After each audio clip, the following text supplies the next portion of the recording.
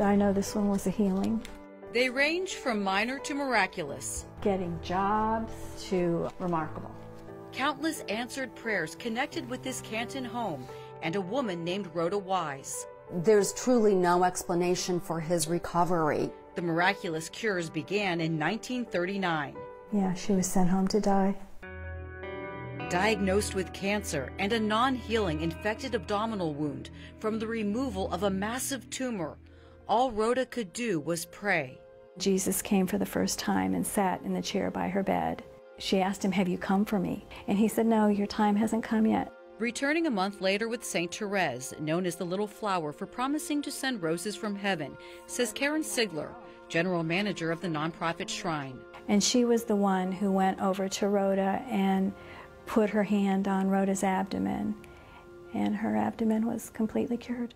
But Rhoda then developed stigmata, or spontaneous bleeding similar to Jesus' crucifixion wounds. Profusely from those wounds. They would wrap her head, with claws to catch the blood.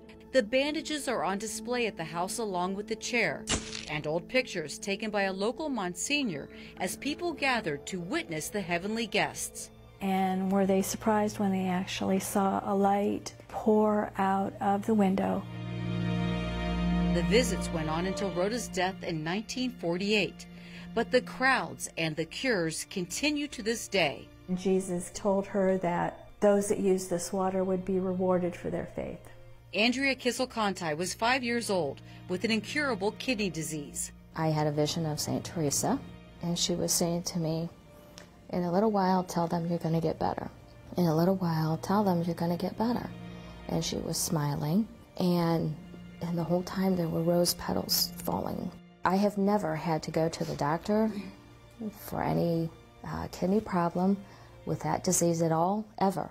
Bobby McKnight says she too was healed. And he goes, He goes, "You can see." And I said, "Yeah, I can." He goes, "What happened?" And he sat back in his chair, and I told him, and he said, "Yeah, I believe in miracles." There were so many occurrences that the Diocese of Youngstown began investigating. And in 2017, then Bishop Murray had Rhoda declared a servant of God, starting the canonization process towards sainthood, leading to even more reported miracles. We get to see the goodness of God over and over again. Situations that defy the odds. I'm sorry, I'm getting emotional. I just need 1 minute. Dr. Mark Shoag was diagnosed with stage 4 sarcoma. Beyond grim, says his wife Betsy, who's also a respiratory therapist. He had 48 tumors, 40 tumors in his lung. The remaining tumors were in his liver. Truthfully, I mean, just as a doctor, I felt like there's no way I'm getting out of this hospital. I was having a hard time breathing. I couldn't walk. Even after surgery and treatments at Sloan Kettering Cancer Center. Multiple doctors here who I respect said to me, "You've got 6 months," and that was like straight across the board. When a friend mentioned Rhoda Wise. It was like, oh, no, come on, that's not going to work. He was so ill, I couldn't physically bring him down here, but I brought a piece of his clothing down here and I put it in the chair that Jesus sat in. And something happened. And he said, "I want to go to the grocery store." And I said, "What?" This is a man who had not walked in, it was probably about 4 months at this point in time. He physically got up. Literally, it was miraculous. That day, I made it to the supermarket. It was unbelievable. I was so happy.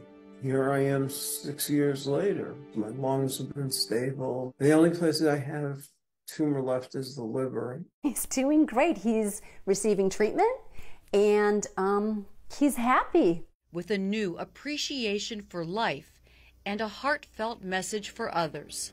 There are things that happen in this world that we don't understand. And I think that's all the more reason people should try and not give up. And I don't know if I'd be here if I didn't go to Rhoda Wise. I mean, to me, it's been a miracle. In Canton, Suzanne Stratford, Fox 8 News.